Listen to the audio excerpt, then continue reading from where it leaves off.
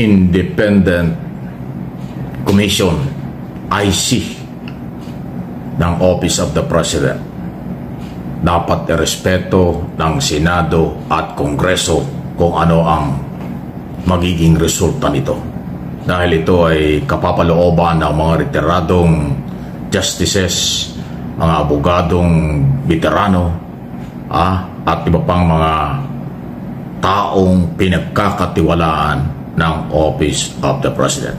Kaya ko po sinasabi ito kasi nauna pong nagsasagawa ng investigasyon in aid of legislation ng Kongreso at Senado, pero alam naman natin na limitado ang kailang galaw dyan. Pangalawa, nakapagtataka nga na yung mga dapat na iniimbitahan at tinatanong hindi nila ginagawa, katulad ni Mayor Magalong ng Baguio City. Ilang beses na pong nagsabi na siya ay willing humarap sa mga public hearing at isisiwalat niya at kanyang papangalanan ang mga politiko sa Kongreso at iba pa na posibleng merong kinalaman sa mga graft in corruption sa mga proyekto ng gobyerno. Pero bakit ayaw iharap ng Blue Ribbon Committee at ng Public Account Committee on Public Works at iba pang committee, good government, dyan sa mababang kapulungan? Kaya dahil dyan, kayo po ay aking hinihikayat, ating suportahan itong binuo ng Pangulong Independent Commission.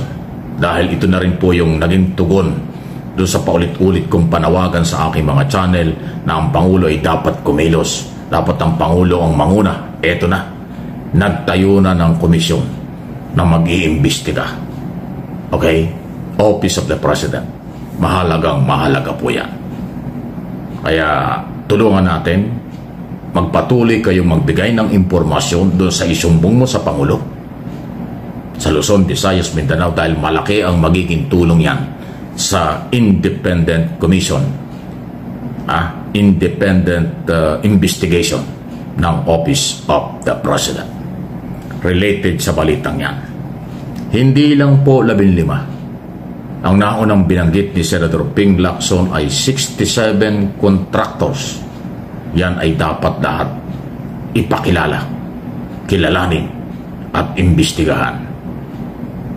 Palagay ko bibigyan ng pagkakataon yan ng Independent Commission at sila iimbestigahan para ipaliwanag ang kanilang kinalaman sa Ghost Project at substandard na mga proyekto diyan sa flood control na controversial. Importante po yan. Alam nyo, yung investigasyon ng Office of the President mahalaga ito dahil pati congressman, senador, mga local official na posibleng mayroong kinalaman sa insertion at mga project, lalabas po yan. Sa Kongreso at Senado, posible rin na kanyang pinagtatakpan. Pero sa Independent Commission, hindi po yan lalabas ang pagtatakip. Papangalanan yan. Kaya asahan natin na si Mayor Magalong ang isa nga sa imbitahan dyan at ilalabas nito. Dahil ang sabi ng Pangulo at order ng Pangulo, kahit kaalyado, pag sumabit at may kinalaman sa Ghost Project at anomalya sa proyekto, maghihiwalay. Iiwasan niya at pananagutin. Rule of law ang pinapairal po ng Marcos administration. Pati yung mga kontraktor na yan, hindi lang itong 15 nabanggit, may mga susunod. Para mas lalong tumaas at kilalanin ang kredibilidad ng Independent Commission under ng Office of the President dahil wala silang palalampasin. Wala silang pagtatakpan. Yan po yung ating pinangahawakan sa ngayon. Kasi pag hindi po nagawa at ginawa ng Office of the President ang ganitong klaseng mga posisyon at paninindigan, mababaliwala at matuluyang mawawala ang tiwala ng taong bayan na nagbabayad ng buwis para sa paggastusin, bayarin ng national government. Kaya ito na yung pagkakataong ipakita ng Pangulo, ng Independent Commission, wala silang sasantuhin at mananagot. Ang kapangyarihan po ng Independent Commission ay hindi lang investigasyon. Sila po ang magre-rekomenda at magsasabi kung sinong kakasuhan, anong mga kaso. Hopefully, huwag nilang kalimutan ng plunder law laban sa mga government official. Kasi ang plunder law ay para sa mga taga-gobyerno. Sila ang mananagot yan. Ang graft in corruption ay para sa pribadong sektor. Pero lahat po yan ay panghabang buhay na pagkakabilanggo kapag sila'y napatunayan sa paglilitis sa korte. Asahan na natin lahat papunta ng korte ang magiging resulta ng investigasyon ng Independent Commission under Office of the President. Yun po yun. Ang Kongreso at Senado, hindi sila makakarating ng korte.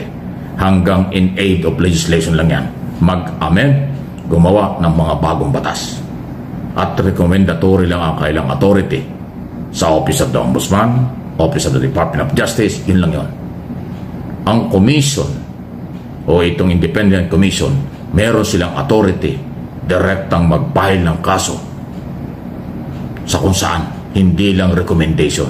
Sila yung magiging maglilid ng investigasyon, pagpapail ng kaso in behalf of Filipino people.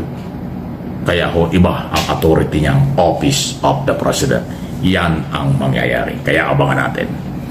Sino kaya yung kasama sa 67 contractors na naunang binanggit na ni Senator Ping Lacson? At ang maganda nito, yung ibang mga senador, ibang congressman ay rumespeto na dito sa Independent Commission na ito ng OP. Pero hinihiling ko sana lahat, pati tayo mga Pilipino, dahil hindi ho yan bubuuin kung biroan lang ang laban.